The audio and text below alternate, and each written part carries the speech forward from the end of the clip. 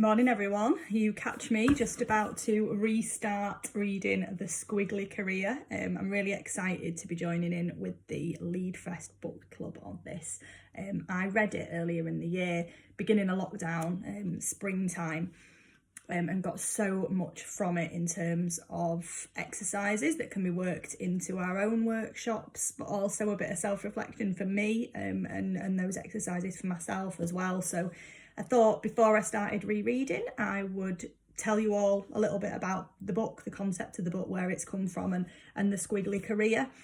What I'm most excited about over the next 6 weeks is reading it more deeply and actually thinking about me and how I can apply it. So although I did some of those exercises earlier in the year, I certainly didn't do all of them. So I know that there's loads more I can get from this book. I am poised and ready with a sea of post-it notes and highlighters so that I know I'm going to read it really deeply and it's going to get a bit dog-eared by the end of it. So Helen, Tupper and Sarah Ellis, they met at university, and when they had a bit of a catch-up for coffee a few years later, they started talking about the difference between what they expected from their careers and where they were at now. And they both imagined and planned for going as far up the career ladder as possible, and they realised that actually the reality was quite different. So they'd both worked for quite a few companies, they'd done different roles, and their careers had become increasingly unpredictable, somewhat squiggly, you might say. So funnily enough, that's where it came from. So they drew on a napkin, a bit of a linear approach to careers up a ladder, and also a squiggle of where the reality was. So that's where the idea of the squiggly career came from. They realised careers weren't really linear anymore. They're more complicated, more complex than that. And they started a side project. So with that side project, they initially started running some small workshops for people to explore the career possibilities. Then they moved on to courses for bigger audiences. They launched their podcast, the Squiggly Career podcast. And of course, they have now released the book at the beginning of this year. The idea with the book is that it's compiled their ideas, their actions, their activities and techniques all in one place so that people can work through them at their own pace.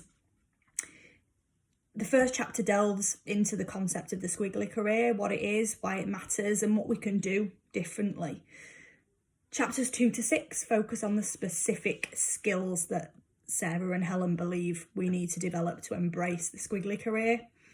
And these are focusing on our super strengths, so thinking what are we really good at and making sure that these stand out so that we get noticed. They also focus on values, so what is it that makes you, what motivates you, what drives you, what things are going to apply no matter what role you're in. They also think about networking and building those key relationships, confidence, and also future possibilities. So with this, they talk about what's your work why. And once you know what your why is, how can you use it to future-proof your career and determine where you're going to go next?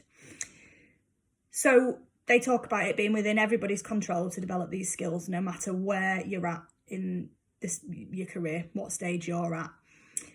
I'm really looking forward to working through all of the chapters and thinking about those key things. I think that they fit really nicely with our personal growth session that we deliver, also really tightly linked to purpose and branding as well. So loads that we can take out of this from a co-op point of view.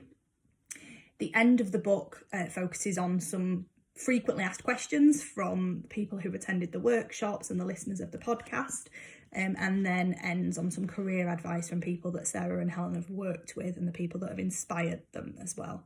So I am going to make a start without further ado on chapters, the chapter around strengths is where we're starting for the book club. So what I will do is at the end of the week, I'll post another little update of what I've got from that and some of the activities that I have done.